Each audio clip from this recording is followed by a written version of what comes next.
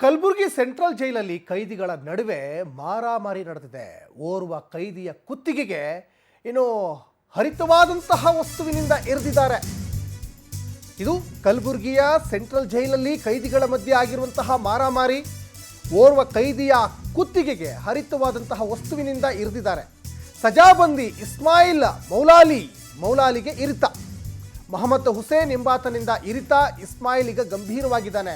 ಕಲಬುರಗಿಯ ಜಿಮ್ಸ್ ಆಸ್ಪತ್ರೆಗೆ ಕೈದಿ ಇಸ್ಮಾಯಿಲ್ನನ್ನ ಈಗ ದಾಖಲು ಮಾಡಿದ್ದಾರೆ ಅನ್ನೋದು ಕೂಡ ಗೊತ್ತಾಗ್ತಾ ಇದೆ. ಸಜಾಬಂದಿ ಇಸ್ಮಾಯಿಲ್ ಮೌಲಾಲಿ, ಆತನಿಗೆ 30 ವರ್ಷ.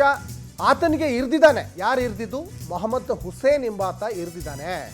ಇಸ್ಮಾಯಿಲ್ ಈಗ ಗಂಭೀರವಾಗಿ ಆಸ್ಪತ್ರೆಗೆ ಸೇರ್ಕೊಂಡಿದ್ದಾನೆ. ಕಲಬುರಗಿಯ ಜಿಮ್ಸ್ ಆಸ್ಪತ್ರೆಗೆ ಕೈದಿ ಇಸ್ಮಾಯಿಲನ್ನು ದಾಖಲು ಮಾಡಿದ್ದಾರೆ.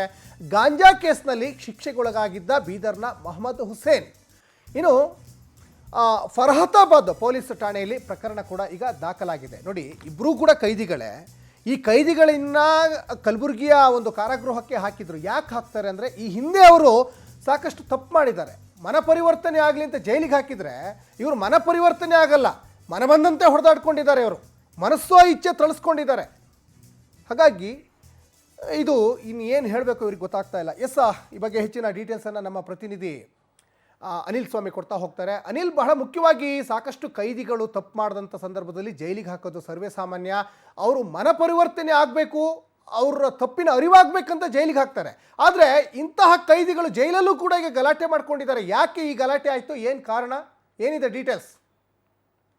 ಸತ್ಯ, ನಿಜಕ್ಕೂ ಕಲಬುರಗಿ ಸೆಂಟ್ರಲ್ ಜೈಲಲ್ಲಿ ಸಾಕಷ್ಟು ರೀತಿಯಲ್ಲಿ ಏನೊಂದು ಬಿಗಿ ಭದ್ರತೆ ಕೂಡ ಏರ್ಪಡಿಸಲಾಗಿದೆ. ಇಲ್ಲಿ ಸಾಕಷ್ಟು ರೀತಿಯ 900ಕ್ಕೂ ಅಧಿಕ ಕೈದಿಗಳನ್ನ ಈ ಒಂದು ಸೆಂಟ್ರಲ್ ಜೈಲಿನಲ್ಲಿ ಇಡಲಾಗಿದೆ. ಆದ್ರೂ ಕೂಡ ಒಂದು ಭದ್ರತೆ ಲೋಪ ಎದ್ದು ಕಾಣುತ್ತೆ ಅಂತ ಹೇಳಬಹುದು.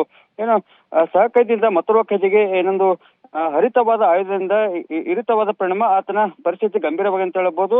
30 ವರ್ಷದ ಸಜಾಬಂದಿ ಇಸ್ಮಾಯಿಲ್ ಮೌಲಾಲಿ ಎಂಬಾತನಿಗೆ ಮೊಹಮ್ಮದ್ ಹುಸೇನ್ ಎಂಬಾತ ಕ್ಷುಲ್ಲಕ ಕಾರಣಕ್ಕೆ ನಡೆದ ಜಗಳದಲ್ಲಿ ಹರಿತವಾದ ಆಯುಧದಿಂದ ಆತನ ಕತ್ತಿಗೇರಿದೆ ಅಂತ ಹೇಳ್ಬೋದು.